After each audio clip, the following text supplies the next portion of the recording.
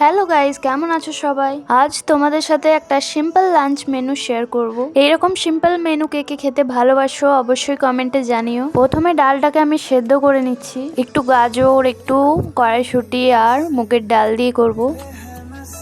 ডালটা সেদ্ধ হয়ে গেছে, এবার আমি ভাতটা বসিয়ে দিলাম।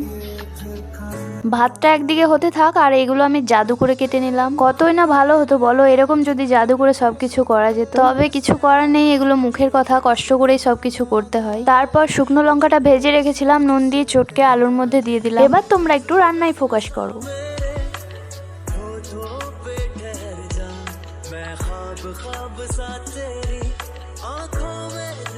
আলু মাখাটা করে নিলাম, এবার করব ডাল। আর আমি সব রান্নায় ধনে পাতাটা একটু বেশি ইউজ করি। তোমরা কে কে ভালোবাসো জানি না, সব রান্নায় ধনে পাতাটা দিলে আমার মনে হয় স্বাদটা একটু বেশি বেড়ে যায়। এদিকে ডাল আর আলু মাখা করতে করতে ভাতটাও হয়ে গেছে, ভাতটাও আমি পাশে নিলাম। এরকম সিম্পল মেনুর মধ্যে আর কিছু অ্যাড করতে চাইলে কমেন্টে জানিও। টাটা।